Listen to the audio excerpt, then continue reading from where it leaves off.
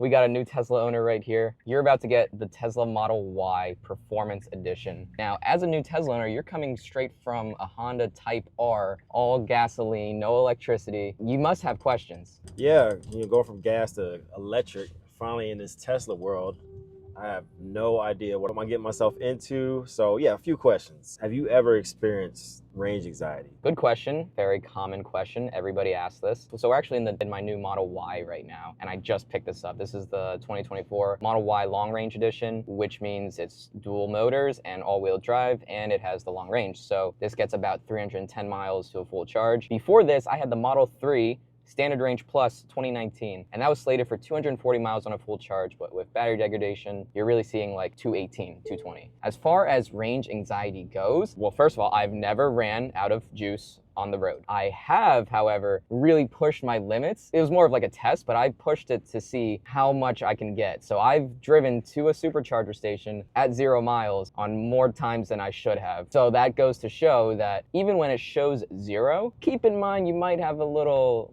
leeway in there. Don't rely on it at all. But at 0, I think I was able to squeeze out another like 5 to 10 miles. My next question is cold weather. Do you see a decrease in range and or performance when it is like freezing cold? Because it gets cold here. Yeah, absolutely.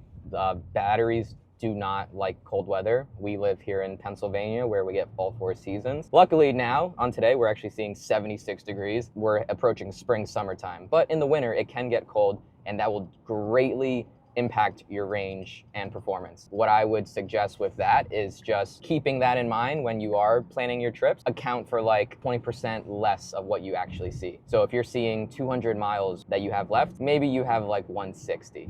Plus, when you drive faster and you're throwing on your heats and just all these things running, that expect like maybe another 10% loss there too. What's the farthest you've driven the Tesla? And then also, what's your experience in like the wait times? Have they gotten better since you switched from the 3 to the Y? How's that wait time of getting charged been? So the furthest I've ever driven in my old Model 3 would be from Philadelphia to Connecticut, which was about 4 to 5 hours. In that time, I stopped at a supercharger once. It might have been twice. Wait times, I've never been in a line. You'll see these memes and pictures on Instagram and Twitter of crazy long wait lines, but those are really in California. That state has the most amount of Tesla. In Pennsylvania, I've never occurred a wait time. I haven't actually taken the Model Y into a supercharger yet, just because I do get to charge at home for free. Haven't done any road trips with this yet either, so I've been pretty good there, but I don't foresee any issues with wait times. Okay. Now, what vehicle did you have before the Tesla? And what was it that made you want to get a Tesla? Okay, so I've actually only ever owned 3 cars in my life, this being the third. First car ever was a 2000 Honda Civic. It was passed down from my dad. Listen, it did the job. I was never a car guy. I just needed something to get me from point A to point B. That car was great mileage on it. But once Tesla came out and me being a tech guy, I knew that would be the next car. It just works, it's fast, it's quiet, you get free electricity if you know how to really work it, and it's like driving an iPhone. Went from 2000 Civic to 2019 Model 3 to now 2024 Model Y. Give me the most appreciated thing that you have with your Tesla and the one thing that you dislike about the Tesla. Things I love, things I hate. The number one thing I love about it, that's really tough because I could just name a whole list. Yeah, and if I don't know. One most appreciated feature. I really appreciate regen braking. Like this whole one pedal driving, I've gotten so used to it, and that's just how a car should work in my opinion. Like when I go back to driving a rental gas car, I'm like, oh, you have to move my foot from the accelerator to the gas or to the brake, and it's with regen braking, once you drive it enough, you know when to let off the accelerator, and when you do that, the car comes to a complete stop. To me, that's just like a no-brainer. And also with that regen braking, is it also bringing more power back to the engine, like the battery? I'm sorry. That's the theory behind it. Yeah, it's recycling the energy back into the battery, which to me is just like, wow, that sounds so cool. So in city driving, you get more mileage and you get more range because you're doing a lot of stop and goes. Whereas highway driving, you're burning more range because you're just like pushing on it more and you don't have time to like regen it back in. That's interesting because it's like for the gasoline, it's better on the highway. On the city, it's better for the electric car. That's crazy. And I do like when I test drove it, like that did feel cool. Like it felt like a go-kart, like having your foot on just one pedal and just it stops, and it takes some getting used to, but I like it. I like that. And then as far as the thing I hate, I would have to think about that, but for like first things that come to my mind, I guess the inconvenience of charging sometimes. For example, if I know I'm doing a lot of driving one day, I have to like plan what I'm doing.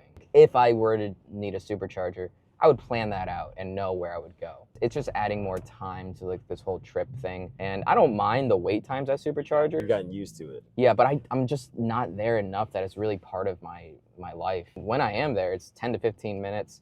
And they're usually at Wawa gas stations. You're gonna spend probably 5 to 10 minutes there anyways, so it's nice that you could like charge up there too. I guess, do you see yourself driving Teslas for the foreseeable future? You don't see yourself owning any other car? Yeah, once I went Tesla, I've told myself I'm never going back to a gas car, period. And as far as other electric cars, there's some cool ones out there, don't get me wrong. Rivian just announced some really interesting ones. I like that they're all innovating. I'm also a pretty minimalistic guy, and some people don't like that with the Teslas, but I personally do. There's a Tesla right there. I just think they nailed it. This is the most luxurious car I've ever had. Some people might not see it as luxury for the price you pay. I think it's awesome. I think this is how a car should be. There's literally only 2 physical buttons in this car, maybe 3. They just really made it simple. Like the whole driving experience, the ownership experience, the maintenance, it's non-existent, man. The thing I do to maintain this car is, you know, when I have to, I'll get new tires, and then when the water runs low, we'll replace the windshield wiper fluid. I'll tell you right now, I gotta change my vocabulary going from engine to battery. Like I noticed myself when I said power going back to the engine. No, there's no engine. And I think it's pretty dope to have a frunk and a trunk, like more space to like store your things. There's a lot of plus. I mean, it's practical for me to be able to charge at home. I mean, I may not ever have to pay for gas, so as long as I don't go on a trip.